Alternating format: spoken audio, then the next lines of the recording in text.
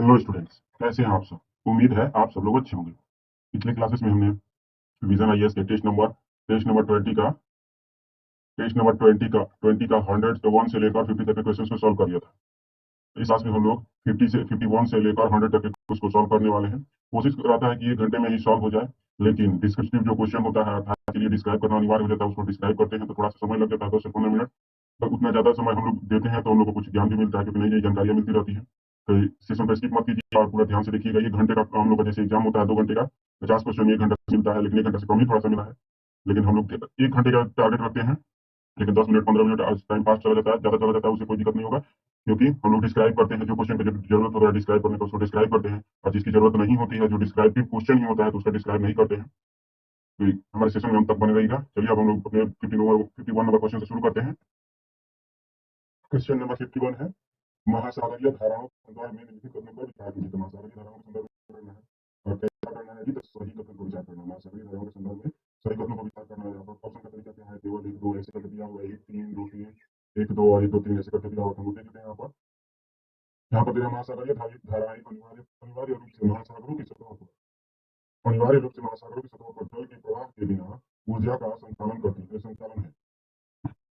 इसके बाद से है, सभी सागरीय धाराएं उत्तरी गोलार्ध में दक्षिण अनुसरण करती हैं। बताइए, उत्तरी गोलार्ध में दक्षिण गोलार्ध दे रहा है।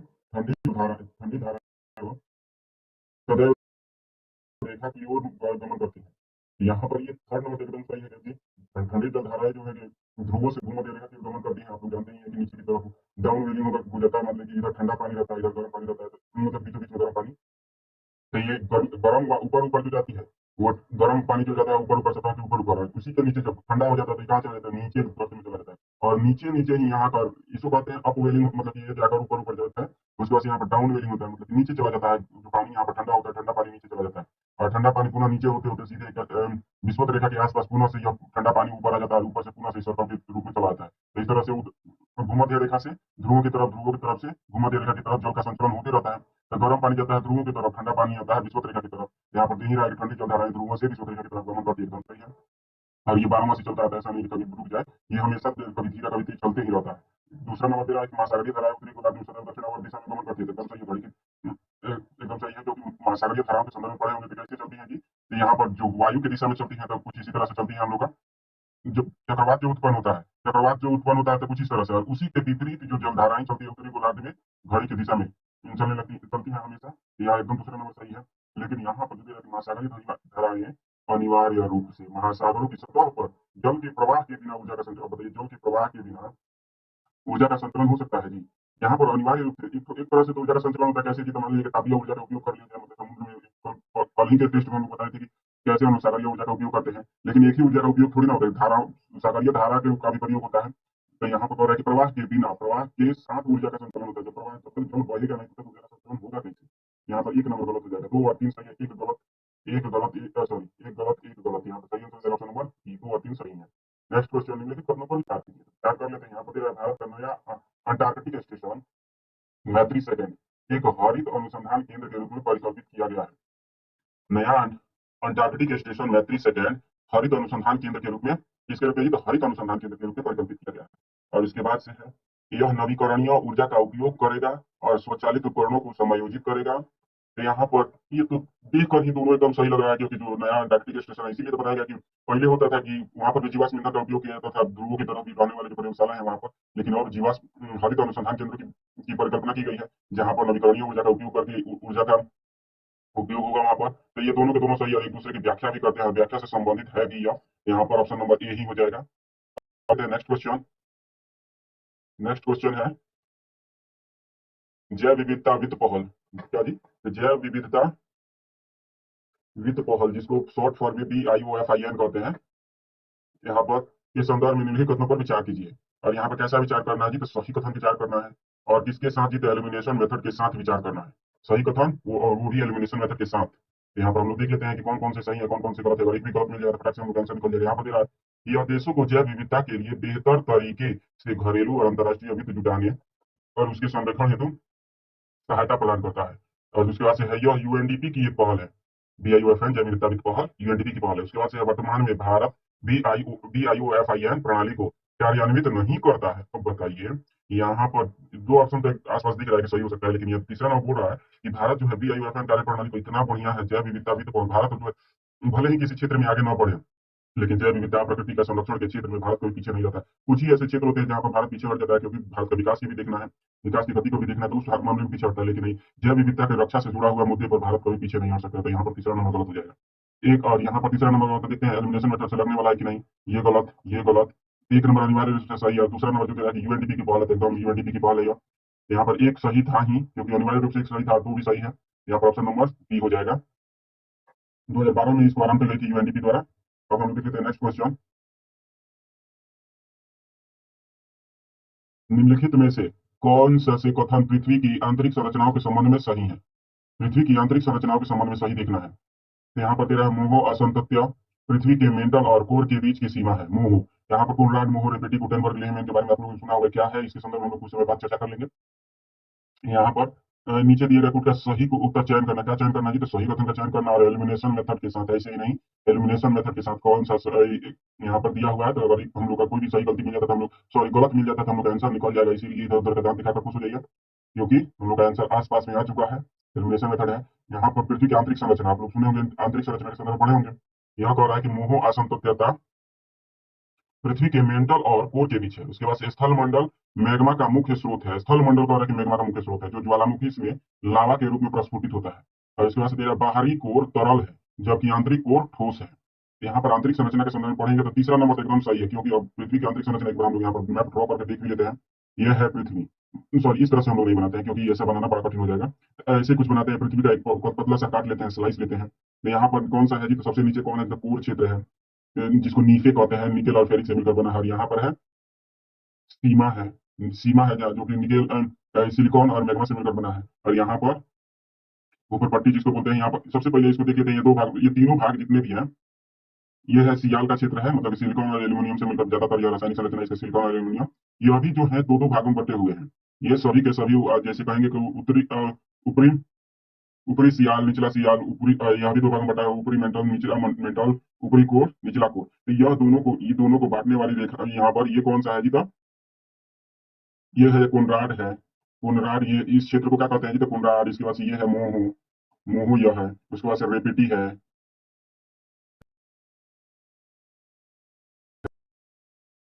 यहाँ पर ये सब रेखाएं हैं, तो इनको कहा जाता है, इन सबको बांटने वाली जो रेखाएं हैं इनको कहा जाता है, ये सब कोनराड, मोहो, रेपेटी, गुटेनबर्ग, लेहमैन। तो ये सभी रेखाएं हैं। तो यहाँ पर जो दे रहा है कि मोह, मोह आसंतत्य पृथ्वी के मेंटल और कोर के बीच है। तो मेंटल और कोर के बीच नहीं, मोह कहाँ पर है जी? तो ये जो है सियाल, मेंटल और कहें तो भूपर पट्टी के बीच में है।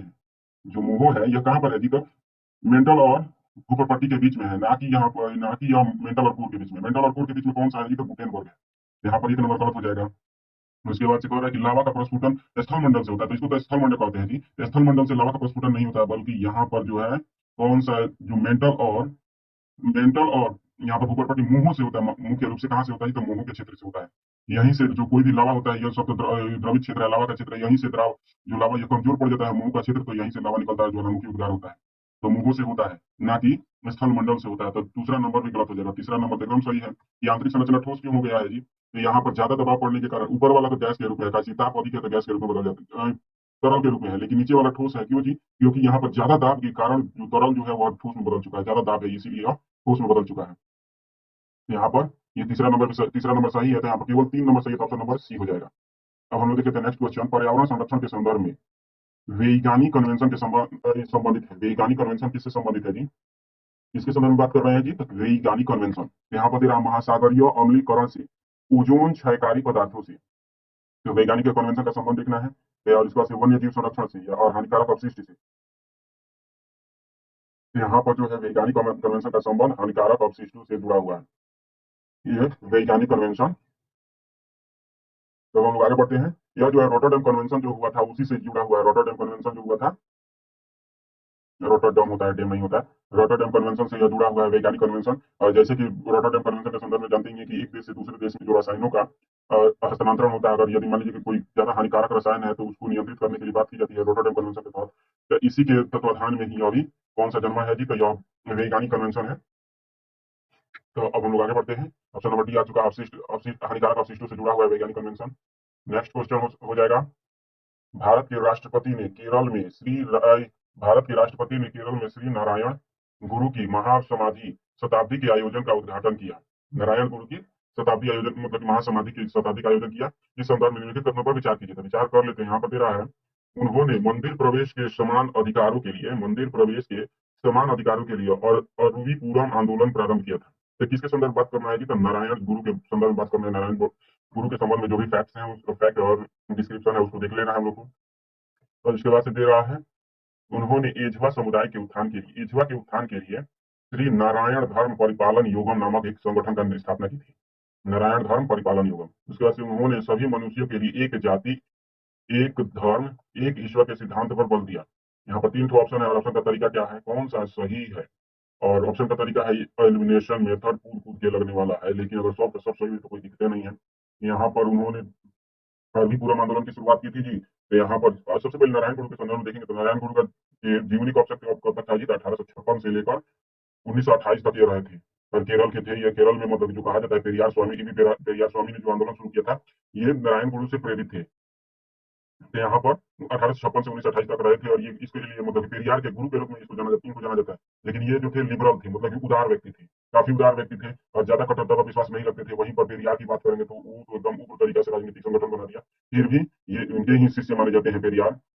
ईवी रामास्वामी पेरियार जी इनका शिष्य माना जाता है। तो इन्होंने जो हिंदू धर्म की जितने भी कट्टरताएं थी तो उसको दूर करने के लिए आवाज उठाया था श्री नारायण गुरु ने। तीनों के तीनों एकदम सही है। यहाँ पर और भी पूरा आंदोलन शुरू किया था उन्होंने। एजवा और कोलाया दोनों जाति को उत्थान के लिए काम किया था।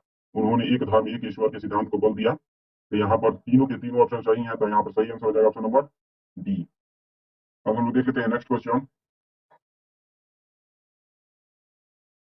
Convention on international trade in endangered species of wild fauna and flora के संदर्भ में निम्नलिखित कथनों पर विचार कीजिए। Convention on international trade in endangered species of wild fauna and flora के संदर्भ में विचार करना है। और क्या विचार करना है जी? तो इसका उद्देश्य जो है कह रहा है कि इसका उद्देश्य यह सुनिश्चित करना है कि वन्य जंतु और पादपों के नमूने का अंतर्राष्ट्रीय व्यापार उनके अस्तित्व के लिए खतरा उत्पन्न न करें। और इसके बाद से है, यह जलवायु परिवर्तन पर संयुक्त राष्ट्र फ्रेमवर्क कन्वेंशन के तत्वाधान में अपनाया गया था। इसके तत्वाधान में अपनाया गया था तो देख ही लेंगे इसको। यहाँ पर दे रहा है, यह पक्षकारों पर विधिक रूप से बाध्यकारी है। किसके संदर्भ में बात कर रहे हैं जी? तो हम लोग बात कर रहे हैं साइट्स के संदर्भ में।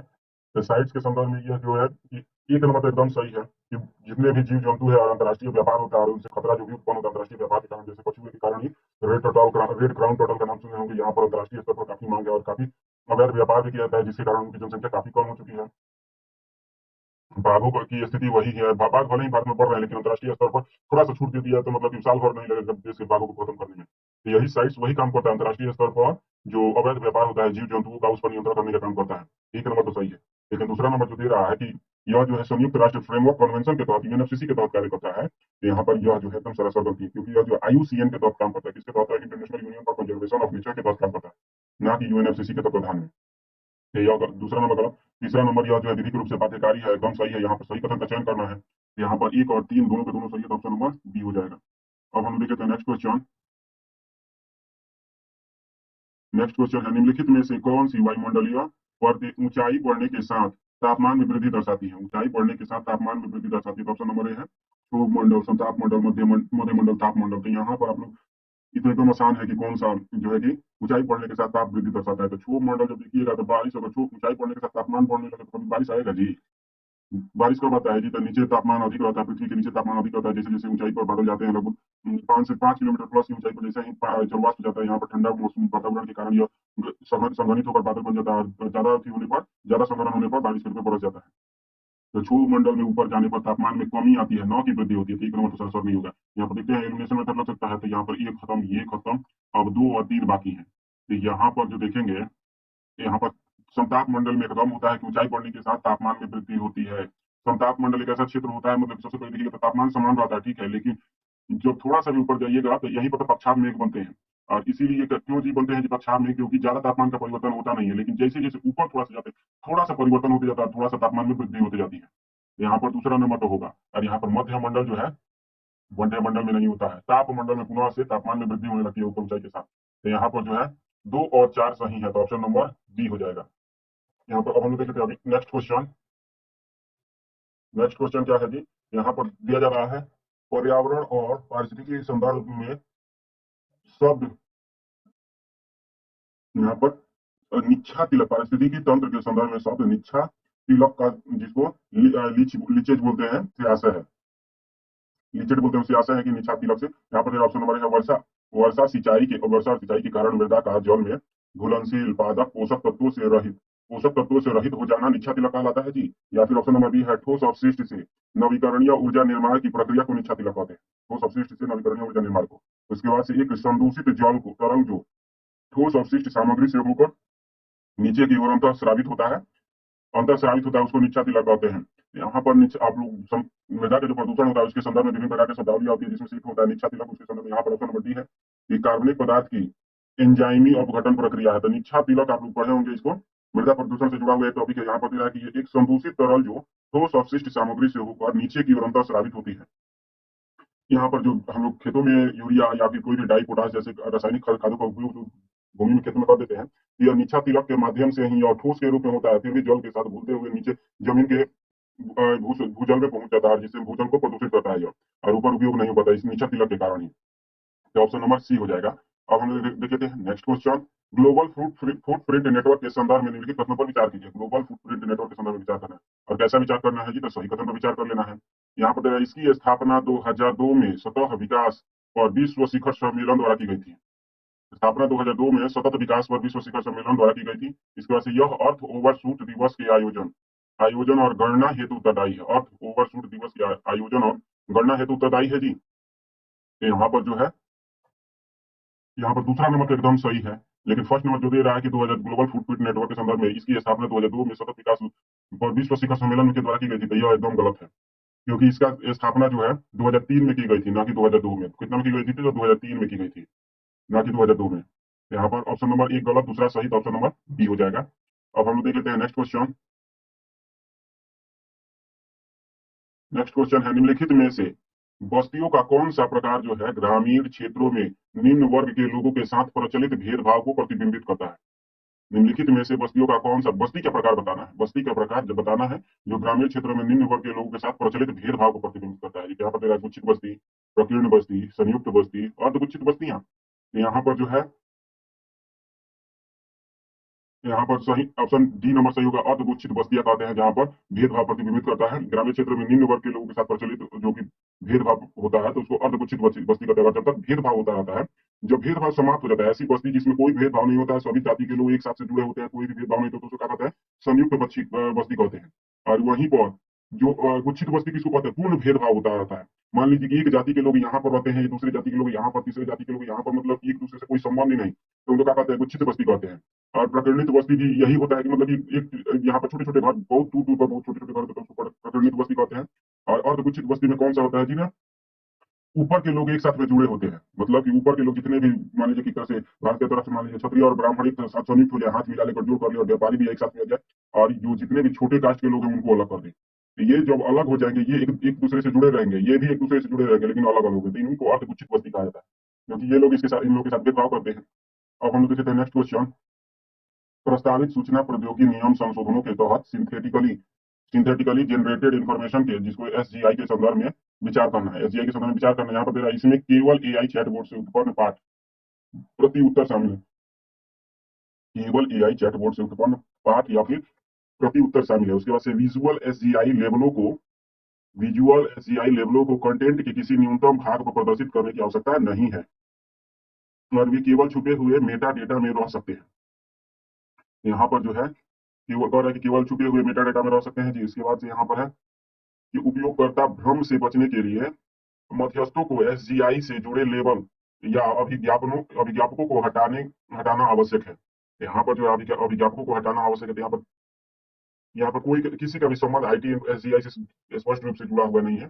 यहाँ पर केवल दिया है, केवल एआई चैटबॉट। तो यहाँ पर बोले हैं कि पहले ही कि साइंस और टेक्नोलॉजी में जितने भी सारे शब्दावलियां होती है, अक्सर 99% चांसेस में कैसी होती है, तो 99% चांसेस में कॉम्प्रिहेंसिव होती है, मतलब व्यापक उनका कार्य होता है।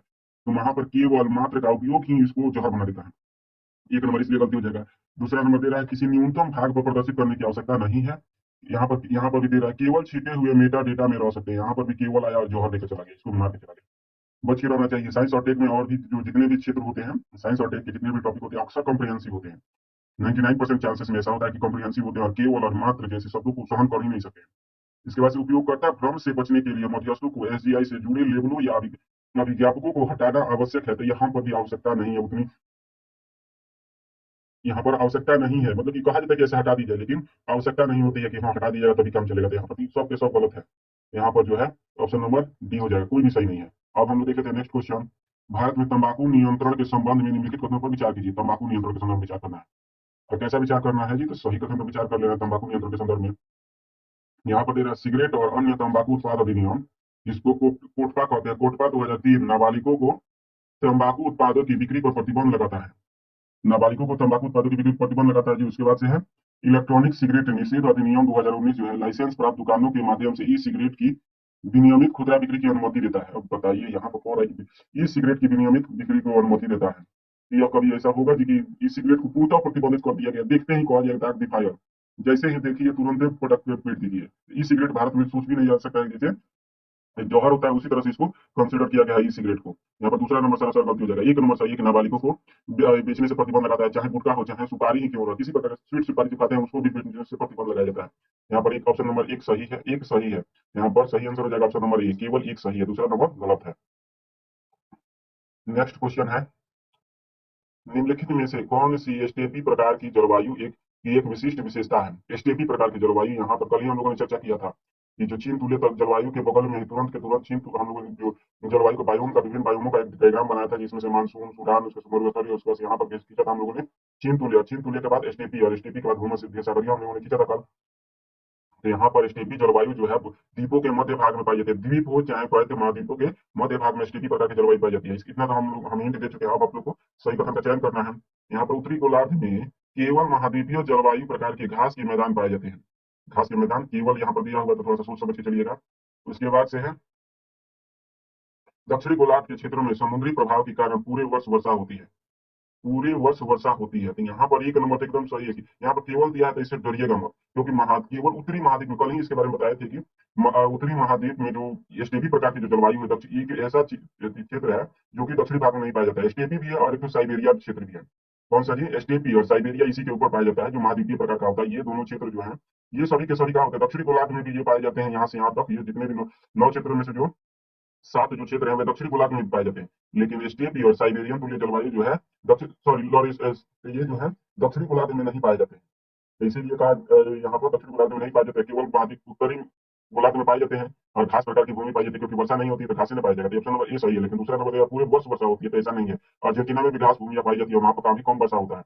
यहाँ पर ऑप्शन नंबर केवल एक सही हो जाएगा, दूसरा गलत है। नेक्स्ट क्वेश्चन है, वनों की कटाई और वन क्षरण से होने वाले वनों की कटाई और वन क्षरण से होने वाले उत्सर्जन का न्यूनीकरण के संदर्भ में निम्नलिखित कथनों पर विचार कीजिए। जिसको REDD प्लस कहते हैं। यहाँ पर रिडक्शन ऑफ इमिशन ऐसे करके होता है इसका। REDD प्लस जो है वनों की कटाई को रोकने के लिए कार्य करता है। यहाँ पर बहुत सारे ऑप्शन है, हम लोग देखें 3 ही ऑप्शन, लेकिन बड़े बड़े हैं। यहाँ पर हम लोग सबसे पहले देख लेते क्या पूछा गया, सही कथन पूछा गया है। और ऑप्शन का तरीका क्या है, थोड़ा सा एलिमिनेशन मेथड लग सकता है। एलिमिनेशन मेथड लग सकता है, तो हम लोग भी इसका आंसर निकाल के देखते हैं।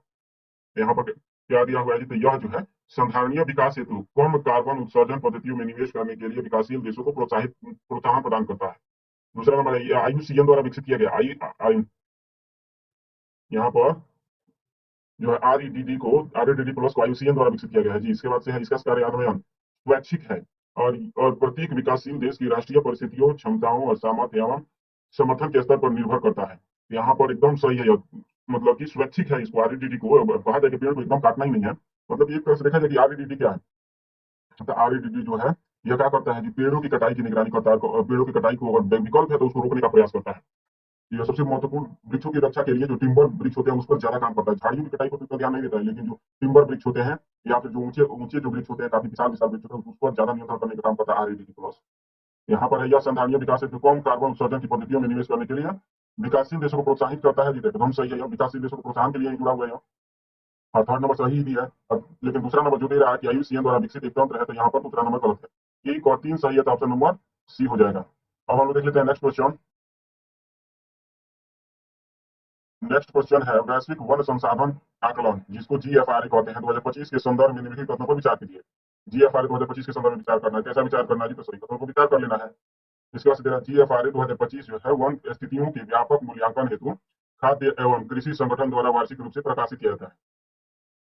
खाद्य एवं कृषि संगठन द्वारा वार्षिक रूप से प्रकाशित किया जाता है। जिसके बाद से जीएफआरए 2025 के अनुसार कुल वन क्षेत्र के मामले में भारत ने वैश्विक स्तर पर अपनी स्थिति सुधार किया है। भारत ने वैश्विक स्तर पर अपनी स्थिति सुधार कर लिया है जी। यहाँ पर वैश्विक वन संसाधन आकलन के संदर्भ में जब देखेंगे तो ये जो है भारत ने अपनी स्थिति तो सुधार किया है, तो ठीक है, लेकिन यहाँ पर जो दे रहा है कि जौहर की बात दे रहा है, खाद्य एवं कृषि संगठन द्वारा वार्षिक रूप से प्रकाशित किया जाता है जीएफआरए रिपोर्ट। तो जीएफआरए रिपोर्ट यहाँ पर खाद्य और कृषि संगठन का आप लोग जानते होंगे कौन सा है जी, तो सोफिया सोफा दो रिपोर्ट खाद्य सुरक्षा के लिए सोफिया और सोफा नामक जो दो रिपोर्ट ये जो है एफएओ जारी करता है, जिसका नाम होता है Sofia SOFIA, state of food ऐसा कुछ कुछ करके होता है, और एक होता है सोफा रिपोर्ट जो है। ये दो रिपोर्ट जो है खाद्य एवं कृषि संगठन के द्वारा जारी किए जाते हैं। तो जीएफआरए जो रिपोर्ट है यह खाद्य और कृषि संगठन के द्वारा जारी नहीं किया जाता है। यह यहाँ पर वार्षिक रूप से यह जारी नहीं किया जाता है। यह जो है 5 वर्षों में एक बार जीएफआरए रिपोर्ट जारी किया जाता है। एक नंबर गलत हो जाएगा, दूसरा नंबर सही है। ये वार्षिक रिपोर्ट कौन कौन होते हैं जी, तो सोफिया और सोफा रिपोर्ट होते हैं एफएओ के। यहाँ पर दूसरा नंबर सही है, तो ऑप्शन नंबर बी हो जाएगा। अब हम लोग देख लेते हैं नेक्स्ट क्वेश्चन। यहाँ पर दे रहा है बॉन्ड चैलेंज के संदर्भ में निम्नलिखित कथनों पर विचार कीजिए। बॉन्ड चैलेंज के संदर्भ में विचार करना है, बॉन्ड चैलेंज, और इसके संदर्भ में क्या विचार करना है जी, तो सही। और ऑप्शन का तरीका है केवल एक, केवल दो, एक और दो, दोनों, ना तो एक ना तो दो। तो देख लेते हैं बॉन्ड चैलेंज कब हुआ था, कैसे हुआ था, इसके संदर्भ में थोड़ा सा जानकारी लेंगे। द्वारा यह world wide fund for nature द्वारा आरंभ किया गया था, WWF, world wide fund for nature को क्या कहते हैं, WWF, इसके द्वारा शुरू किया गया था जी। इसके बाद से है इसका लक्ष्य जो है 2030 तक 35 करोड़ हेक्टेयर निम्नीकृत और वनोन्मूलित भूदृश्य को पुनर्स्थापित करना है। तो यहाँ पर जो है दूसरा नंबर एकदम सही है, 35 करोड़ हेक्टेयर की भूमि पर निगरानी करने का काम करता है। लेकिन फर्स्ट नंबर जो दे रहा है कि यह जो है WWF द्वारा आरंभ किया गया है, तो यह जो है यह गलत है, क्योंकि यह इसे WWF द्वारा नहीं बल्कि IUCN के तत्वाधान में जर्मनी में शुरू किया गया था। IUCN के तत्वाधान में, ना कि WWF के तत्वाधान में। तो एक नंबर गलत, दूसरा नंबर सही, तो ऑप्शन नंबर बी हो जाएगा। अब हम लोग देखते हैं नेक्स्ट क्वेश्चन। विकास क्रम में विशिष्ट और वैश्विक रूप से लुप्तप्राय EDGE प्रजातियां वे पशु प्रजातियां हैं जिनका एक उच्च एज स्कोर होता है, उच्च एज स्कोर होता है। इसे किसी लुप्त प्राय जीव की संरक्षण स्थिति के साथ उसके उस वर्गक की आनुवंशिक विशिष्टता का मात्रिक संयोजन करके ज्ञात किया जाता है। इस संदर्भ में निम्नलिखित में से किस प्रजाति का यह स्कोर सभी एज प्रजातियों में सर्वाधिक है। तो यहाँ पर जो है ऑप्शन नंबर ए दे रहा है कि लार्जू लार्ज टूथ सॉफिस, उसके बाद से चीनी पेंगोलिन, एशियाई चीता, उसमें से सुमात्राई गेंडा। तो यहाँ पर जो है एक नंबर जो लार्ज टूथ सॉफिस के संदर्भ में यह विचार किया गया है, यह लार्ज टूथ सॉफिस। अब यहाँ पर इतना बड़ा दिया गया है तो इसको ध्यान रखिएगा, क्योंकि बहुत सारे ऐसे टॉपिक्स में साइंस और टेक्नोलॉजी और इन्वायरमेंट से जुड़े होते हैं जिसके संदर्भ में विस्तृत रूप से चर्चा होती है। अगर नहीं आया तो इसको छोड़ दीजिएगा, भले दिखने में इतना इतना कम ऐसा लगेगा कि आराम से बन जाएगा, लेकिन इसका आंसर जटिल हो सकता है। थोड़ा सा भी थोड़ा सा अगर गलत सोच लीजिए तो आंसर नहीं निकल पाएगा। इसीलिए ऐसा कहा अगर आता है तो अभी सब क्वेश्चन को छूने का दिमाग लगाने की कोशिश कीजिए, वरना हाथ जोड़कर छोड़ दिया तो जला कर भस्म कर देता है ये सब क्वेश्चन। बड़े क्वेश्चन तो थोड़ा सा सॉल्व करने के चांसेस होते हैं, सोच लगाइएगा, दिमाग लगाइएगा, बुद्धि लगाइएगा। जो दिमाग लगा दीजिएगा तो थोड़ा सा बनने का चांस होता है, लेकिन ये सब कुछ बनने का चांस नहीं होता है, जो वन लाइनर होता है। तो बच के रहिएगा इस सबसे क्वेश्चन से, ऐसे कि सीधे 1/3 लेकर चला जाएगा, 1/3 नहीं, एक को लेकर और आधा बोले 1/3 लेकर चला जाएगा दूसरी जगह से। अब हम देख लेते हैं नेक्स्ट क्वेश्चन। सिंधु नदी तंत्र निम्नलिखित नदियों को दक्षिण दिशा में व्यवस्थित कीजिए। सिंधु नदी तंत्र की नदियों को उत्तर से दक्षिण दिशा में व्यवस्थित करना है, सही कथन का चयन कर लेना है। यहाँ पर जो है उत्तर से दक्षिण की तरफ हम लोग जब विस्तृत करेंगे, कि हम लोग सिंधु नदी तंत्र को ही क्यों ना बना ले कि हम लोग बार बार क्या करेंगे, ऐसे सबसे पहले भारत का मैप बना लेते हैं, है ना, भारत का मैप जी। तो यहाँ पर ये हमारा है भारत, और इसके बाद से यहाँ पर हम लोग बना लेते हैं कुछ इस तरह से भारत। तो यहाँ से चलती है सिंधु नदी, और यहाँ पर लद्दाख और जासकर के मध्य से गुजरती हुई यहाँ से निकल जाती है, सीधे पाकिस्तान में चली जाती है। तो इसके यहाँ पर सिंधु नदी है। और इसके बाद कौन सी नदी आती है जी, तो यहाँ पर झेलम आती है। तो झेली जो है यहाँ से कहाँ से निकलती है, शीशनाग के पास बेरीनाग झील से निकलती है, और यहाँ पर आकर यहाँ पर रुक जाती है। इसका रुकती है क्या के लिए, बढ़ नहीं जाती यहाँ पर, इसके लिए तो चेनाब यहाँ पर चंद्रा और भागा संयोग से बनी चेनाब नदी कुछ इस तरह से आती है, और इसके जल को पी लेती है, झेलम के जल को खा जाती है। और इसके बाद से इधर से आती, तब आती है रावी नदी। तब कौन सी आती है जी, तो रावी नदी आती है, और रावी नदी यहाँ से निकलते हुए इसी के पास से आती है, और यहाँ पर चेनाब में पुनः से मिल जाती है, और यहाँ से निकलती है, इधर से आती है, क्या कहते हैं इसको, राकस ताल झील से निकलते हुए यहाँ पर सतलज नदी आती है, और यहाँ पर ऐसे करते हुए ऐसे मिल जाती है, और इसी के बीच से निकली हुई नदी ब्यास नदी जो है भारत में आकर मिल जाती है। इसी को क्रम क्रम में देख लेते हैं। इधर है सिंधु, तो सबसे ऊपर कौन है, तो झेलम है। उसके नीचे चेनाब है, झेलम के बाद से कौन सा है जी, तो रावी है, उससे सतलुज है। यहाँ पर कौन कौन सा सही है जी, तो दो पहले, सबसे पहले दो है, उसके बाद से चार है, उसके बाद से तीन है, दो चार एक तीन। यहाँ पर सही आंसर हो जाएगा ऑप्शन नंबर सी। अब हम लोग देखिए नेक्स्ट क्वेश्चन। राष्ट्रीय वनीकरण, राष्ट्रीय वनीकरण एवं पारिस्थितिकी विकास बोर्ड, जिसको एनएईपी के संदर्भ में निम्नलिखित कथनों पर विचार करना है। एनएईपी के संदर्भ में विचार करना, कैसा विचार करना है जी, तो विचार केवल दो ऐसे हुए हैं, तो हम लोग देख लेते हैं। यह वन संरक्षण अधिनियम 1980 के अंतर्गत स्थापित सांविधिक निकाय है। वन संरक्षण अधिनियम 1980 के तहत अंतर्गत स्थापित सांविधिक निकाय क्षेत्रों और पारिस्थितिक रूप से संवेदन विशेष ध्यान केंद्रित करता है जी। तो इसके बाद से दे रहा है, यह राष्ट्रीय स्तर पर हरित भारत मिशन के कार्यान्वयन एजेंसी है। तो यहाँ पर ऑप्शन का तरीका क्या है जी, तो यहाँ पर एलिमिनेशन मेथड लगने वाला है, तो हम लोग देख लेते हैं कौन कौन सा सही है। इसको सही चुनना है तो फटाक से आंसर मिल जाए। यहाँ पर दे रहा है कि वन 1980 के तहत स्थापित किया गया था जी। यहाँ पर जो है एकदम सरासर गलती है। इसको जो है 1992 में एमओईएफसीसी द्वारा शुरू किया गया द्वारा जी। तो 1992 में एमओईएफसीसी पर्यावरण एवं जलवायु मंत्रालय द्वारा शुरू किया था, द्वारा शुरू किया। क्या इसका है शुरू किया, जरूरत होगा तभी ना। जरूरत जब 1992 में रियो डी जेनेरियो सम्मेलन से जब भारत सरकार लौटी थी उधर से ऊर्जा पूर्जा लेकर, तो इसको दिमाग में है कि ना हम लोग के पास भी कुछ होना चाहिए, क्योंकि वन के संरक्षण की बात करें, इसीलिए हम ये बना दिया था। इसके बाद से दे रहा है, यह राष्ट्रीय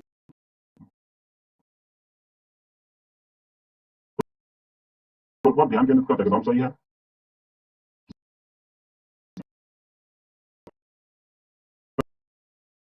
कार्यान्वयन की नोडल एजेंसी तो एकदम सरासर गलती है।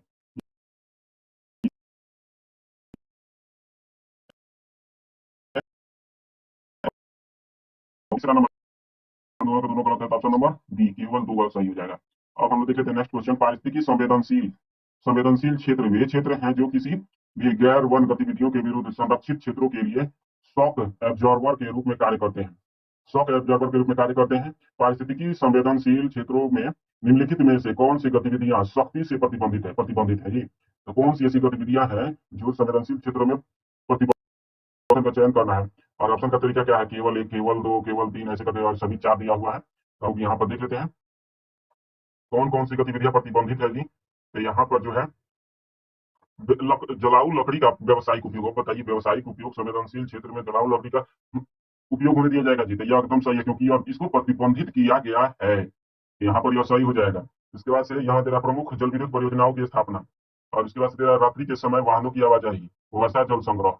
तो यहाँ पर जो है रात्रि के समय प्रमुख जल विद्युत परियोजनाओं की स्थापना तो की जा सकती है थोड़ा सा संवेदनशील क्षेत्रों में, सॉरी ये नहीं की जा सकती है, यहाँ पर जो कर सकते हैं। और जो है जल विद्युत परियोजना नहीं बना सकते, क्योंकि जल विद्युत परियोजना स्थापित करने का, जल विद्युत परियोजना ऐसा तो है देर में बन जाएगा, ये तो होता है हेक्टेयर हेक्टेयर भूमि को नाश कर देता है। यहाँ पर इसको ही रोका गया है। रात्रि के समय वाहनों की आवाजाही पर पूर्ण प्रतिबंध नहीं होता है, क्योंकि आने जाने दिया जाता है। तो संग्रह तो वन्य जीवों के लिए अच्छा माना जाता है, तो इसको यहाँ पर ये दोनों एक और दो सही है, तो ऑप्शन हो जाएगा। अब हम लोग देख लेते हैं नेक्स्ट क्वेश्चन।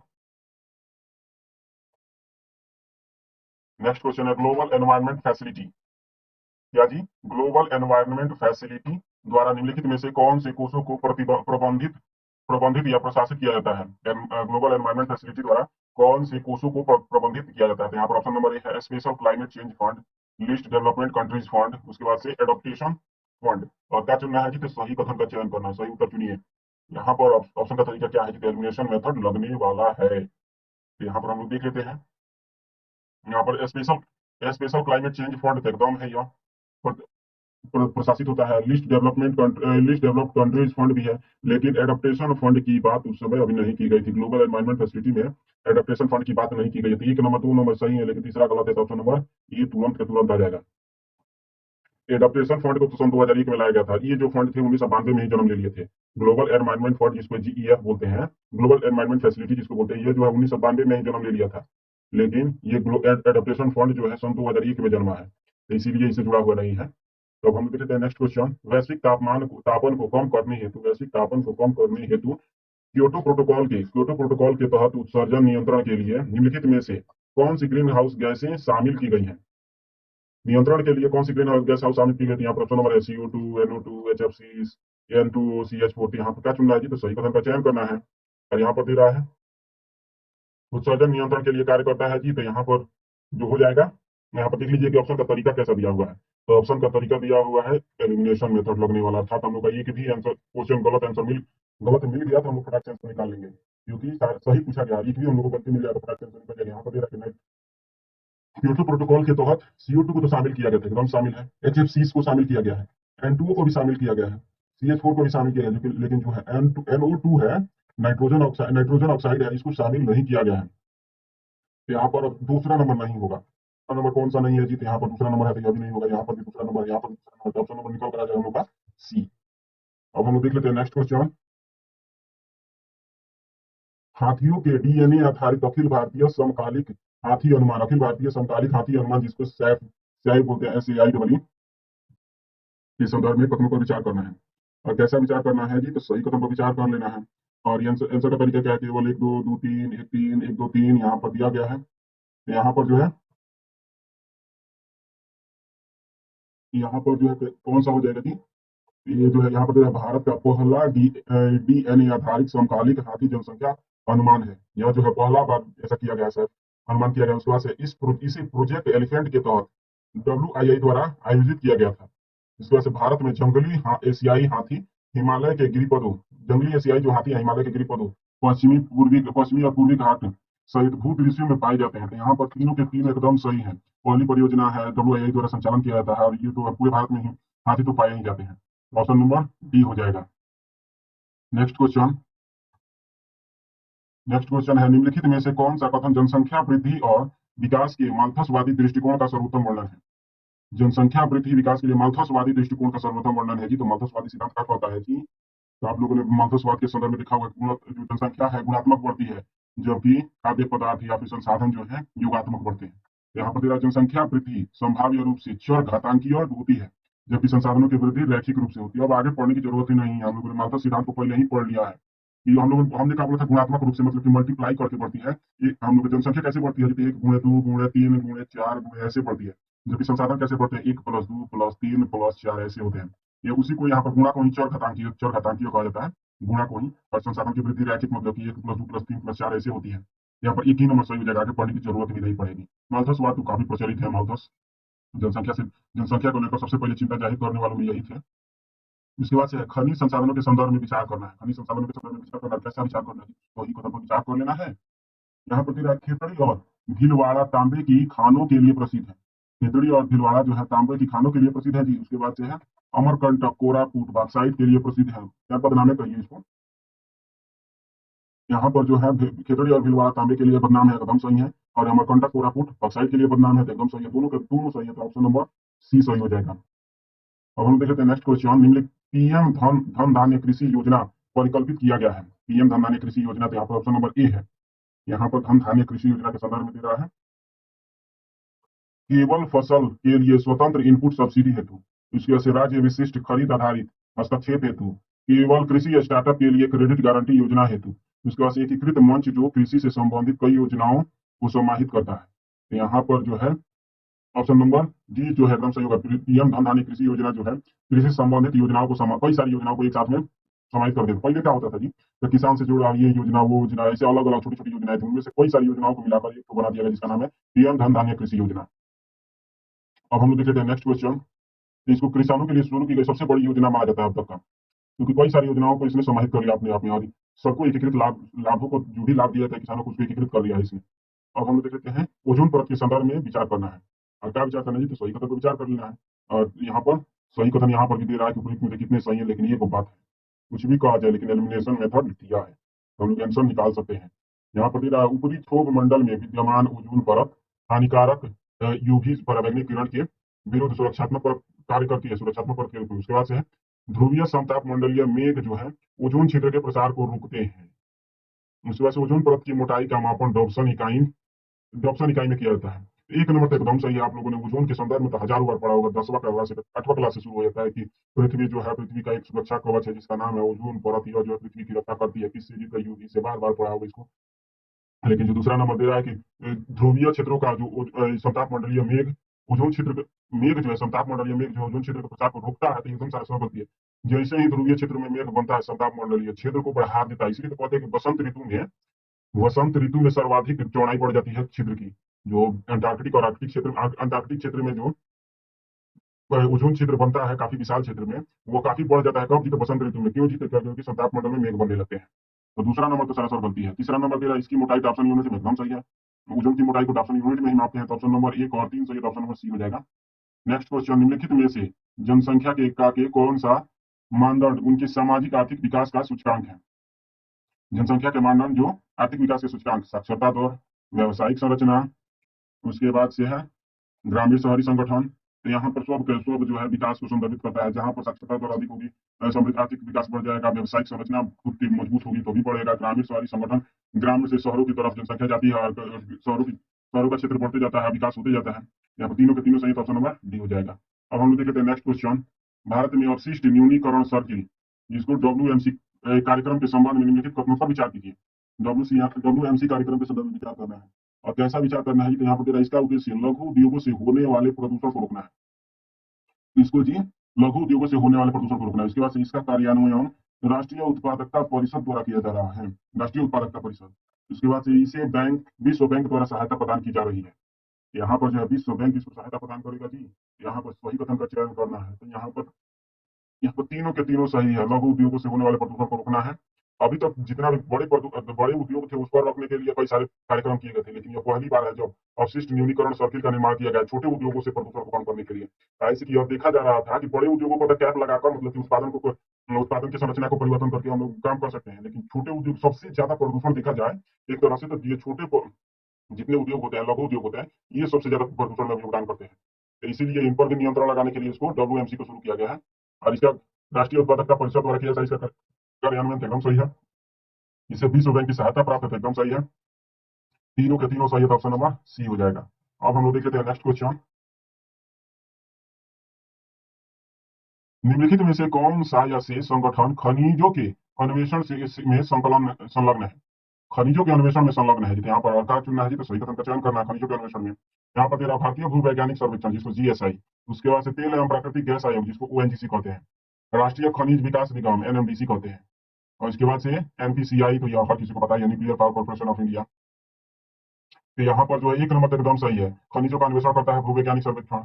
उसके बाद से है तेल एवं प्राकृतिक गैस आयोग, ONGC तो करता ही है। उसके बाद से है यहाँ पर राष्ट्रीय खनिज विकास निगम, यह भी खनन का काम करता है। लेकिन ये जो है NPCI तो केवल बम फोड़ने की बात करता है, बम को बनाने की और फोड़ने की बात करता है NPCI। यहाँ पर यह जो है ये जो है परमाणु जितने भी यूरेनियम प्लूटोनियम, ये सबको खोजने के लिए नहीं जाता है। ये कहता भी नहीं है कि हमको कैसे निकालना है कैसे नहीं। ये सब काम किसका है? तो खनिज विकास निगम द्वारा खोज खोज कर लिया कर दिया जाता है इसको। तो ये केवल परमाणु बम बना देता है और लेकर संजो के रखता है, और उसका उपयोग करने का, मतलब ऊर्जा संसाधन में उपयोग करने के लिए भी इसको काम करता है, केवल NPCI। यहाँ पर तीन तो सही है, 1, 2 और 3। यहाँ पर सही आंसर हो जाएगा ऑप्शन नंबर बी, केवल 3 सही है। अब हम लोग देखते हैं नेक्स्ट क्वेश्चन। नेक्स्ट क्वेश्चन दिया हुआ है सागरीय अधःस्थल विस्तार के संदर्भ में विचार करना है। सागरीय अधःस्थल विस्तार के संदर्भ में यहाँ पर अर्थात विचार करना है, तो सही कथन तो विचार कर लेना है। यहाँ पर दे रहा है कि सागरीय अधःस्थल विस्तार पिघले हुए बाह्य अखरोट में संवहन का परिणाम है। सागरीय अधःस्थल विस्तार जो है पिघले हुए बाह्य अखरोट के संवहन का परिणाम है। उसके बाद से सागरीय अधःस्थल जो है का विस्तार केवल अपसारी प्लेट की सीमाओं पर होता है। उसके बाद से तेरा तेजी से प्रसारित कटकों की तुलना में मंद गति से प्रसारित कटक लंबी और सकरी खाड़ी चट्टानों का निर्माण करते हैं। तो यहाँ पर एकदम सही है। धीरे से जो कहते हैं ना कि धीरे से कोई भी परिवर्तन होता है तो ज्यादा परिवर्तन हो जाता है, और तेजी से जो परिवर्तन होता है काफी धीरे, मतलब कि उसकी गति एक निश्चित हो जाती है। तो यहाँ पर यही सही है कि सकरी घाटियों का निर्माण हो जाता है मंद मंद गति के प्रसार के कारण। दूसरा नंबर जो दे रहा है केवल अपसारी प्लेटों पर निर्माण होता है, एकदम सही है। अपसारी प्लेट किसको कहते हैं कि जब दो प्लेटें एक दूसरे से दूर जाती है, जिसके कारण यहाँ पर ये क्षेत्र जो है प्लेटों की चौड़ाई बढ़ती जाती है। तो दूसरा नंबर भी सही है। फर्स्ट नंबर जो दे रहा है पिघले हुए बाह्य अखरोट में संवहन का परिणाम है, तो यह एकदम गलत हो जाएगा। 2 और 3 सही है, तो 2 और 3 सही है, तो ऑप्शन नंबर बी हो जाएगा, केवल 2 और 3। नेक्स्ट क्वेश्चन, निम्नलिखित घटनाओं को उनके कालानुक्रम के क्रम में व्यवस्थित कीजिए। कालानुक्रम के क्रम में व्यवस्थित करना है, क्या विचार करना है जी? तो सही कथन पर विचार कर लेना है। यहाँ पर तेरा भारत में प्रथम आधुनिक कपास मिल की स्थापना, प्रथम आधुनिक कपास मिल की स्थापना। उसके बाद से भारत में रेलवे का शुभारंभ, और उसके बाद पश्चिम बंगाल के रिसरा में पहली जूट मिल की स्थापना। पहली जूट मिल की स्थापना जो है रिसरा में की गई थी। यहाँ पर कौन सी घटना कब हुई थी? तो प्रथम कपास मिल की स्थापना जो 1854 में की गई थी। और रेलवे का शुभारंभ कब हुआ था? तो 1853 में। और यहाँ पर प्रथम जो तीसरा में जो जूट मिल बना था वो कब बना था जी? 1855 में। और वैसे ही आप लोग आंसर लगा दीजिए, सबसे पहले 2 नंबर, उसके बाद से 1 नंबर, तब 3 नंबर, 2 1 3। तो यहाँ पे सही आंसर हो जाएगा option number B. Next question, निम्नलिखित कथनों पर विचार कीजिए। विचार कर लेते हैं, कैसा विचार करना है जी? तो सही कथन पर विचार कर लेना है। यहाँ पर दे रहा है मध्य अक्षांशों के समशीतोष्ण घास के मैदान गेहूं उत्पादन के लिए सर्वाधिक अनुकूल जलवायु क्षेत्र है। तो मध्य अक्षांशों के समशीतोष्ण घास मैदान में गेहूं का उत्पादन बेहतर होता है जी। इसके बाद से यहाँ पर गर्म और धूपमय ग्रीष्म काल के दौरान गेहूं की कटाई सर्वाधिक लाभप्रद है। तो यहाँ पर जो है ये दोनों के दोनों एकदम सही है। मध्य अक्षांश में जो आप लोग जानते हो कि स्टेपी प्रदेश, स्टेप सर्वाधिक गेहूं कहाँ होता है? स्टेपी प्रदेश में। इसीलिए तो यूक्रेन को गेहूं की दलिया कहते हैं। स्टेपी सर्वाधिक स्टेपी का विस्तार कहाँ पर है? तो यूक्रेन में है। तो यहाँ पर 1 नंबर सही हो जाएगा। दूसरा नंबर दे रहा है कि भले ही गेहूं जो होता है यह ठंड के दिनों में, ठंडी जब जलवायु होती है तो यह ग्रो करता है, बढ़ता है, लेकिन कटाई के समय इसको खिली हुई धूप चाहिए। धूप नहीं होगी तो ये खराब हो जाएगा। तो यहाँ पर ऑप्शन नंबर 2 भी सही है। 1 और 2 दोनों सही है, तो ऑप्शन नंबर आंसर हो जाएगा सी। अब हम देखते हैं नेक्स्ट क्वेश्चन, निम्नलिखित में से कौन से प्रकाश प्रदूषण के प्रभाव है? प्रकाश प्रदूषण के प्रभाव देखना है, कैसा विचार कैसे देखना है जी? तो सही देख लेना है, प्रकाश प्रदूषण के सही देखना है। यहाँ पर देखना, पक्षियों के प्रवास और चारागाह को प्रभावित करता है। यह प्रकाश प्रदूषण चारागाह और प्रवास को प्रभावित करता है। उसके बाद से खगोलीय अनुसंधान को प्रभावित करता है। मनुष्य में मधुमेह बढ़ाता है। प्रकाश जनित टकराव हो जाता है। तो यहाँ पर दूर दूर तक सोचने की बात ही नहीं है कि कोई प्रकाश प्रदूषण का तो व्यापक प्रभाव पड़ता है। और बताइए, बल्ब जलेगा रात को भी तथा होगा। जो चिड़िया रात को अपना शिकार जो है अंधेरे में करना जानती है, वो प्रकाश को देखकर रास्ता भटक जाएगी, उसका वो भोजन वो नहीं कर पाएगी। जैसे कि देख लीजिए, हम लोग के यहाँ जो रात को आती है चमगादड़, चमगादड़ों की जनसंख्या कितनी कम होती जा रही है। कि रात में हम लोग लाइट जलाकर सो जाते हैं, और चमगादड़ों को परेशानी हो जाती है, वो लोग भोजन ढूंढ नहीं पाते, इसीलिए प्रवास कर जाते हैं। चारागाहों पर भी प्रभाव पड़ता है, क्योंकि ये जो है जो रात को वृक्ष जो होते हैं, तो उनके सर्केडियम रिदम प्रभावित होता है। सर्केडियम रिदम ऐसा चीज है, सर्केडियम रिदम के संदर्भ में हम लोग सर्केडियम रिदम ऐसा जिसको बोलते हैं, यह जो है एक मतलब कि वृक्ष हो या फिर मनुष्य हो, एक फ्लो में चलता रहता है। दिन में काम करना, रात को सो जाना। पेड़ भी ऐसे दिन भर खाए रात को पचाते हैं, लेकिन जब प्रकाश पड़ता है तो कंफ्यूज हो जाते हैं कि ये दिन है कि रसवे है। कंफ्यूज हो जाते हैं, रात को भी नहीं सो पाते हैं, दिन में तो सोने को मना ही है। तो इसका करते हैं, इसका दिमाग खराब हो जाता है, इसी को सर्केडियम रिदम खराब हो जाता है कहते हैं। खगोलीय अनुसंधान में प्रभावित होता है। जैसे कि जो हम लोग खगोलीय अनुसंधान करने के लिए क्या चाहिए जी? यहाँ पर दूरबीन से देखते हैं, लेकिन इधर से एक और ही प्रकाश का किरण आकर इसको ठोक दिया और हिला दिया। अब ये जो है खगोल को देखना है, इसे खगोल को देखना है, भूगोल दिख जाता है बस। वैज्ञानिक लोग कहते हैं छोड़ दीजिए, हमसे नहीं हो पाएगा। मधुमेह बढ़ जाता है, रात को जगने से यही मधुमेह होगा। प्रकाश जनित टकराव होगा, सभी के सभी होगा, तो ऑप्शन नंबर डी हो जाएगा। नेक्स्ट क्वेश्चन, निम्नलिखित में से किस ज्वालामुखी को भूमध्य सागर का प्रकाश स्तंभ कहते हैं? अब बताइए, भूमध्य सागर में कौन से है जी? क्या यहाँ पर फूजी है, या फिर विसुवियस है, या फिर स्ट्रामबोली है, या फिर चिम्बराजो है? तो भूमध्य सागर, इसको याद कर लीजिएगा कि स्ट्रामबोली। भूमध्य सागर का प्रकाश स्तंभ इटली के लिपारी द्वीप पर जो है, इटली यहाँ पर भूमध्य सागर का जब मैप बनाएंगे तो कुछ यूरोप का क्षेत्र यहाँ पर ऐसे आएगा। उसके बाद से कुछ ये इटली का क्षेत्र कुछ इस तरह से अंदर की तरफ आएगा, लंबा की तरह ऐसे आएगा, और फिर से ऐसे होते हुए ये अफ्रीका क्षेत्र ऐसे चला निकल के थोड़ा सा ये लंबा है, ये कुछ इस तरह से अफ्रीका का क्षेत्र।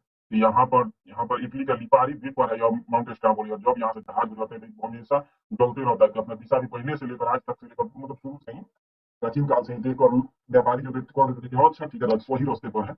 इसलिए हम भूमध्य सागर का प्रकाश स्तंभ कहते हैं स्ट्रामबोली को। नेक्स्ट क्वेश्चन, निम्नलिखित में से कौन सा जो है पंचम क्रियाकलाप को सर्वाधिक उपयुक्त परिभाषित करता है? किसका जी? तो पंचम क्रियाकलाप। तो पंचम क्रियाकलाप के संदर्भ में बात कीजिएगा तो यहाँ पर जो है 1 नंबर दे रहा है कि दक्षता में सुधार लाने और लागत कम करने के लिए बाहरी एजेंसियों को अनुबंध पर कार्य प्रदान करता है जी। पंचम क्रियाकलाप एकदम संतुलित होती है, इसका कोई संबंध नहीं है। यहाँ पर वर्तमान और नए विचारों के सृजन, पुनर्व्यवस्था के और व्याख्या पर केंद्रित गतिविधि है। तो एकदम सही व्याख्या पढ़ने की जरूरत ही नहीं।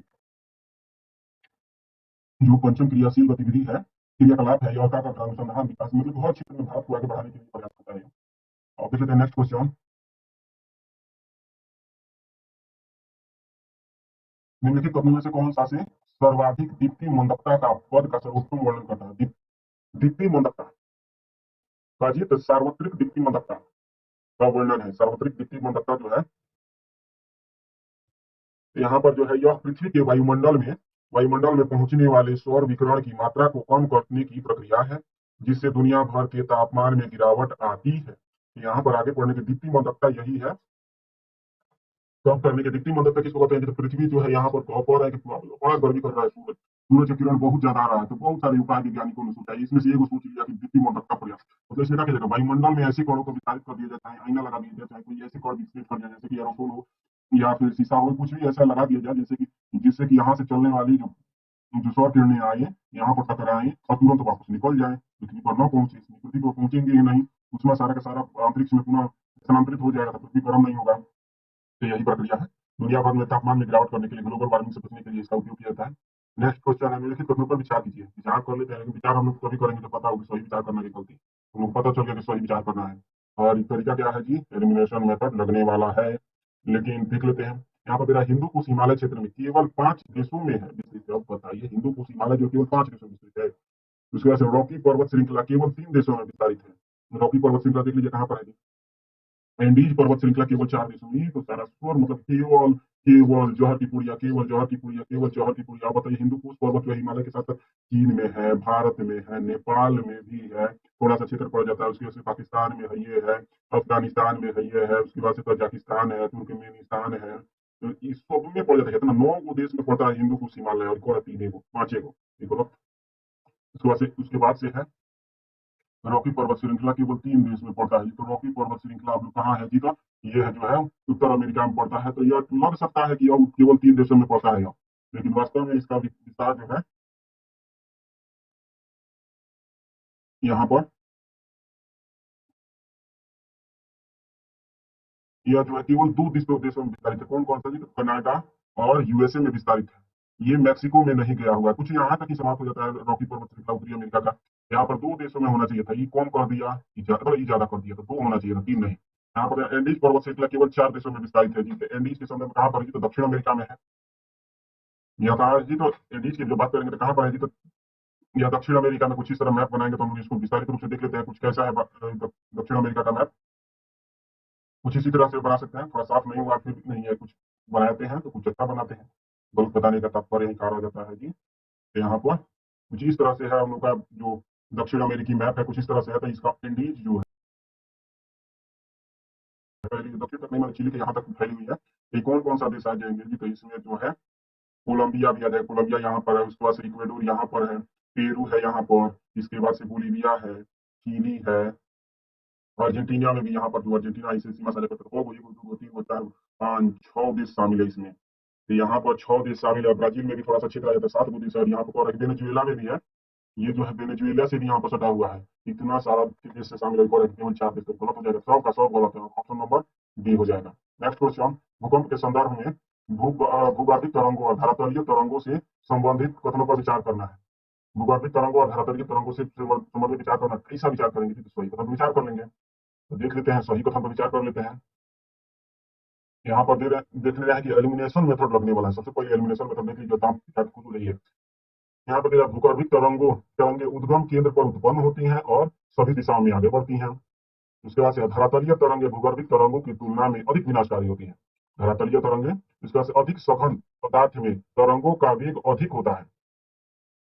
अधिक सघन पदार्थ में तरंगों का वेग अधिक होता है जी, तो एकदम सही है यह। ऐसे कि ठोस पदार्थ जो है, आप लोग जानते होंगे किसी भी जो ध्वनि का वेग होता है सबसे ज्यादा किससे चलता है जी, तो ये जो है ठोस ठोस से होकर चलता है। यहाँ पर ठोस की तरह ये जो है कोई भी वेग होता है वो जो है ठोस पदार्थ में ज्यादा चलता है, मतलब कि सघन में चलता है। तो भूकंप गतिविधि ठोस में ही ज्यादा होता है। तो तीसरा नंबर सही है। दूसरा नंबर दे रहा है कि धरातलीय तरंग अधिक विनाशकारी होगा। जो ज्यादा होगा, जो पास में होगा वही ना ज्यादा हानिकारक होगा। धरातलीय तरंगे जिसको लॉन्गिट्यूडिनल वेव कहते हैं, यह जो है धरातल के ऊपर ऊपर चलती है, तो ऊपर ऊपर ही ना घर बना हुआ संरचनाएं हैं, तो वही तो वस्तु होती हैं। तो धरातलीय ज्यादा विनाशकारी होता है। उसके बाद से है भूगर्भिक तरंगे उद्गम केंद्र पर उत्पन्न होती है, एकदम सही है, और सभी दिशाओं में आगे बढ़ती है। ऐसे उत्पन्न होने के बाद ये सभी दिशाओं में ऐसे भी चलती हैं, लेकिन ऊपर बढ़ जाती है, नीचे जाकर टकराने के बाद ये सब विचलित हो जाती है। यहाँ पर तीनों के तीनों सही है, तो ऑप्शन नंबर डी हो जाएगा। नेक्स्ट क्वेश्चन, संसाधनों के लिए संयुक्त राष्ट्र फ्रेमवर्क वर्गीकरण, जिसको यूएनएफसी कहते हैं, संयुक्त राष्ट्र फ्रेमवर्क वर्गीकरण यूएनएफसी के संदर्भ में विचार करना है। और यहाँ पर दे रहा है वैश्विक तापन क्षमता के आधार पर ग्रीन हाउस गैसों का वर्गीकरण, उसका से पहुंच और लाभ साझा करने हेतु जैविक संसाधनों का वर्गीकरण, इबोला जैसे स्थानिक रोगों की पहचान एवं निगरानी। तो यहाँ पर इन सबका कोई संबंध नहीं है। वैश्विक संयुक्त राष्ट्र फ्रेमवर्क जो है वर्गीकरण का काम करता है। तो यह जो है वैश्विक खनिज विभिन्न ऊर्जा संसाधनों के वर्गीकरण एवं प्रबंधन का काम करता है। तो ऑप्शन नंबर डी हो जाएगा। यहाँ पर जो ये जो यूएनएफसी जो बना है, यह जितने भी खनिज होते हैं, ऊर्जा संसाधन होते हैं, सभी का वर्गीकरण कर देता है कि यह इस क्षेत्र में आएगा, इसका यह कार्य है, सबका सब वर्गीकरण इसी के द्वारा होता है। यहाँ पर ऑप्शन नंबर डी हो जाएगा। अब हम देख लेते हैं नेक्स्ट क्वेश्चन, धातु कार्बनिक ढांचा के अनुप्रयोगों के संदर्भ में कौन सा से सही है। धातु कार्बनिक ढांचों के संदर्भ में विचार करना है। और कैसा विचार करना है जी, तो यहाँ पर जो दे रहा है कि कौन से सही है। धातु कार्बनिक ढांचे के संदर्भ में देखना है कि सही बताना है। यहाँ पर दे रहा है कि इनका उपयोग शुष्क हवा से जल संचय के लिए किया जाता है। धातु कार्बनिक ढांचों को शुष्क हवा से जल संचय के लिए किया जाता है जी। उसके बाद से है यहाँ पर सबसे पहले देख लेते हैं कि एल्यूमिनेशन मेथड लगने वाला है, तो कहाँ टिकट कुछ होने की जरूरत है। यहाँ पर ये पैकेजिंग में एथिलीन गैसों को अवशोषित करके फलों को खराब होने से कम कर सकते हैं। इसके बाद से अपशिष्ट जल जल से दुर्लभ मृदा तत्वों की प्राप्ति के लिए इन पर शोध किया जा रहा है। यहाँ पर तीनों के तीनों सही है, पूरा परिभाषा के साथ ही दिया हुआ है, आगे पढ़ने ज्यादा बताने की जरूरत नहीं है और समय भी ज्यादा हो रहा है। नेक्स्ट क्वेश्चन है, परगंडा बेसिन, दामोदर घाटी, सप्सी घाटी निम्नलिखित में से किस खनिज भंडार के लिए प्रसिद्ध है। तो यहाँ पर परगंडा, दामोदर घाटी, सप्सी घाटी, तो यह तो एकदम आप लोगों ने थोड़ा सा भी दिमाग लगा दीजिएगा तो इसका जो है कोयला के लिए प्रसिद्ध है। दामोदर घाटी कोयला के लिए, पेट्रोलियम तो भारत में पाया जाता है, लेकिन दामोदर घाटी में पाए, सॉरी जो नर्मदा के जो घाटी है इसमें पाया तो जाता है, लेकिन कोयला के लिए सबसे ज्यादा कोयला कहाँ पर निकलता है, तो झारखंड, छत्तीसगढ़, उड़ीसा के क्षेत्र में अधिक सब के सब परगंडा बेसिन, सप्सी बेसिन और दामोदर बेसिन यहीं पर है। पेट्रोलियम की तो मात्रा थोड़ा सा कम है कोयला से। स्वर्ण तो बिहार में ज्यादातर पाई जाती है और ये तो कर्नाटक में पाई जाती है। बॉक्साइट छत्तीसगढ़ में पाया जाता है, लेकिन प्रसिद्ध किसके लिए, कोयला के लिए। नेक्स्ट क्वेश्चन,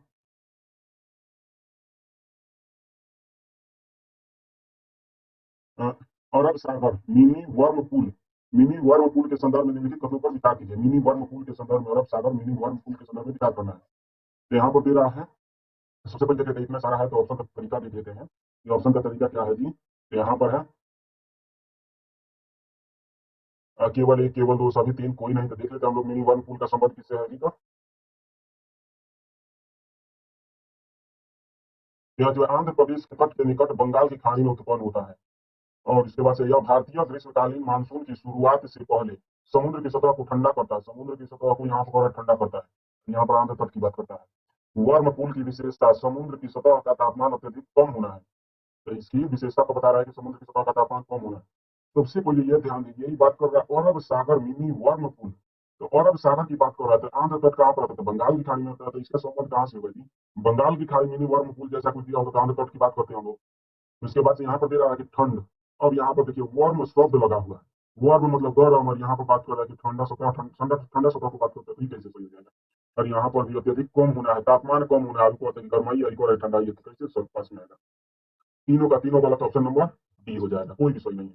नेक्स्ट क्वेश्चन, भारतीय मानसून के संदर्भ में तिब्बतियन हाई से संबंधित निम्नलिखित कथनों पर विचार कीजिए। तिब्बतियन हाई से संबंधित कथनों पर विचार करना है। यहाँ पर दे रहा है तिब्बतियन हाई जो है मानसून अवधि के दौरान तिब्बत के पठार के ऊपर क्षोभ मंडल में स्थित एक उष्ण चक्रवात है। यह जो है उष्ण चक्रवात है जी।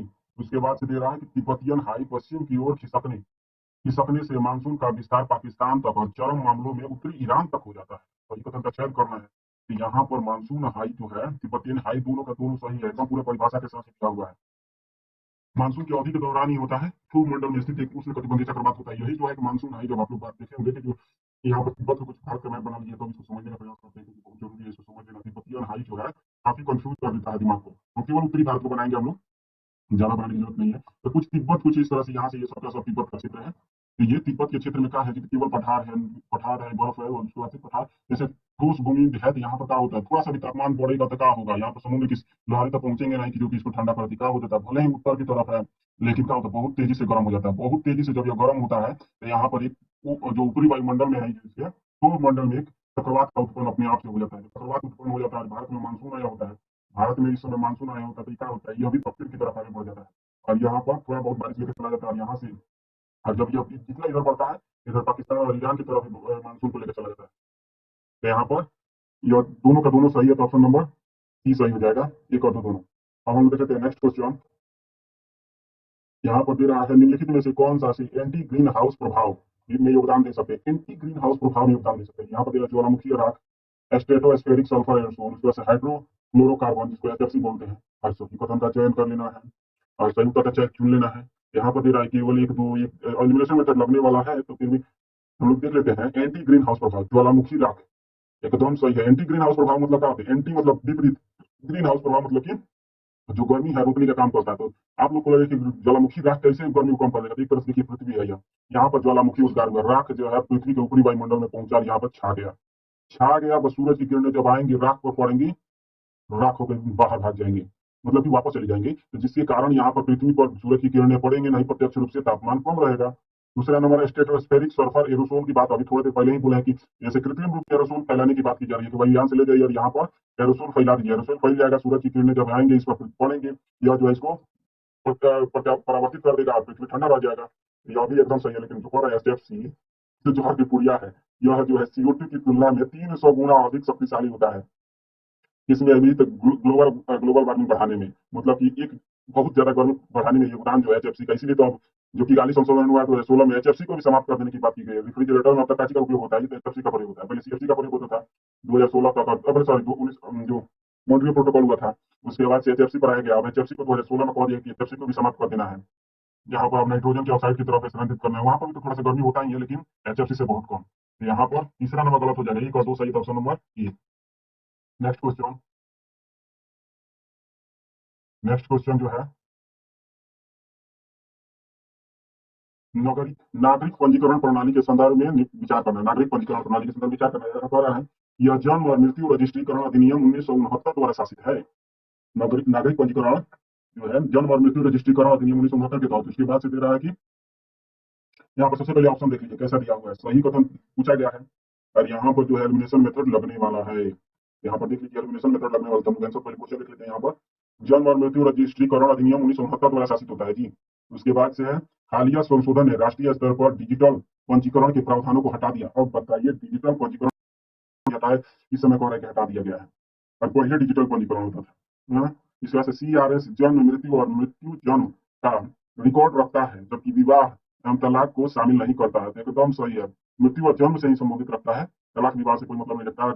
यह जो अधिनियम 1969 के तहत किया जाता है, लेकिन हई कह रहा है कि डिजिटलीकरण को हटा दिया गया, और तो सोचा जा रहा है कि हर काम डिजिटल किया जा रहा है, हटा दिया गया। तो दूसरा नंबर गलत, एक और तीन सही है, तो ऑप्शन नंबर सही हो जाएगा। नेक्स्ट क्वेश्चन, कार्य निष्पत्ति और परफॉर्मेंस बोलते हैं, योगदान के समय निम्नलिखित कथनों को पैट योजना के संदर्भ में विचार कर लेना है। ऐसा का तरीका है केवल में हम लोग विचार करेंगे। तो यहाँ पर जो दे रहा है कि यह राष्ट्रीय उन्नत ऊर्जा दक्षता मिशन, जिसको NMEEE के तहत ऊर्जा दक्षता ब्यूरो का एक प्रमुख कार्यक्रम है, एकदम सही है। दूसरा नंबर दे रहा है कि इसे राष्ट्रीय उन्नत ऊर्जा दक्षता मिशन NMEEE के तहत कार्यान्वित किया जा रहा था, एकदम यह भी सही है, पूरा परिभाषा के साथ ही दिया हुआ है। यहाँ पर एक और दो दोनों के दोनों सही, ऑप्शन नंबर सी सही हो जाएगा। अब हम लोग देखें थे नेक्स्ट क्वेश्चन, निम्नलिखित खनिजों को उनके कुल वैश्विक भंडार भंडार के आरोही क्रम में व्यवस्थित कीजिए। कुल वैश्विक भंडार के आरोही क्रम में व्यवस्थित कर देना है, मतलब कि आरोही मतलब कि सबसे कम कौन सा है, उसके बाद से उससे ज्यादा, उससे ज्यादा, उससे ज्यादा कौन सा है, तो इसी को व्यवस्थित कर लेना। 4 ऑप्शन है यहाँ पर जो दे रहा है, सबसे ज्यादा भंडार किसका है जी, तो यहाँ पर है टाइटेनियम का। टाइटेनियम का भंडार 2 लाख मीट्रिक टन से अधिक है, तो सबसे ज्यादा किसका है जी, तो टाइटेनियम का है। तो सबसे ज्यादा टाइटेनियम का है, तो सबसे अंत में सबसे बड़ा कौन रहेगा, तो टाइटेनियम वाला 3 वाला रहेगा। और इसके बाद से किसका है जी, तो उससे थोड़ा सा कम है टीन का। कहा गया टीन जो है, इसके बाद से टीन का स्थान आता है, और उससे थोड़ा सा कम है चांदी। चांदी उससे थोड़ा सा कम है, कितना है जी, तो 780 प्लस के आसपास है चांदी का स्थान। एजी का बात करेंगे, और उसके से कौन कौन सा है जिसका दाम के अनुसार ये तरह से देखिए ना, लेकिन टीन वाला थोड़ा उल्टा हो गया, टीन का मात्रा कम है टाइटेनियम की तुलना में। तो यहाँ पर कौन सा सही है जी, तो यहाँ पर दे रहा है एक है, उसके बाद से कौन सा है जी, तो यहाँ पर ए जी एक, उसके बाद से 2, उसके बाद से 4, तब 3, तो ऑप्शन नंबर ए ही हो जाएगा। डीप फेक के विरुद्ध भारतीय पहलों के संदर्भ में, डीप फेक के विरुद्ध भारतीय पहलों के संदर्भ में विचार करना है। तो विचार कर लेते हैं, लाचार नहीं होना, विचार बस मात्र कर लेना है। तो यहाँ पर कैसा ऑप्शन को चयन करना है, और ऑप्शन का तरीका क्या है, एलिमिनेशन मेथड, तांत्रिका तो कुछ होने की जरूरत है, और में आएगा तो थोड़ी ऐसा भी क्वेश्चन होते हैं, आप तुरंत क्वेश्चन देख, क्वेश्चन को देख एक बार छोड़ देना नहीं छोड़ना चाहिए, पढ़ना चाहिए, थोड़ा सा पढ़ना चाहिए, समय भी बहुत।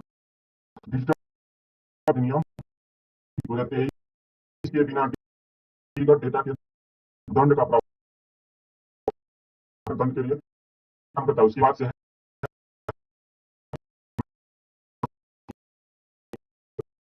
सामग्री को हटाने की, उसके बाद से है राज्य की आधिकारिक आधिकारिक यह सुनिश्चित करना कोई भी छेड़ की गई सामग्री इसमें शामिल है या पाई जाती है तीनों के भीतर हटा। यहाँ पर 1 नंबर 2 काम करेगा। और दूसरा अवैध सामग्री को हटाने की बात करता है। दूसरा नंबर विषय ये 15 दिन का समय बताइए। 15 दिन का ये समय लेगा तो सूचना जाके हटाएगा तो इतना से काम चलेगा जी। ये कितना दिन की बात की गई है? तो मात्र 6 दिनों में डेटा को हटाने की बात करता है। 15 दिन तो यहाँ पर यह जो है गलत हो जाएगा। तीसरा नंबर गलत है। 1 और 2 सही। यहाँ पर सही का आंसर हो जाएगा ऑप्शन नंबर ए। तो हम लोगों ने 100 तक के क्वेश्चन को सॉल्व कर लिया है टेस्ट नंबर 20 का। अब हम लोग लेंगे नेक्स्ट क्लास में 21 नंबर तक के लिए धन्यवाद।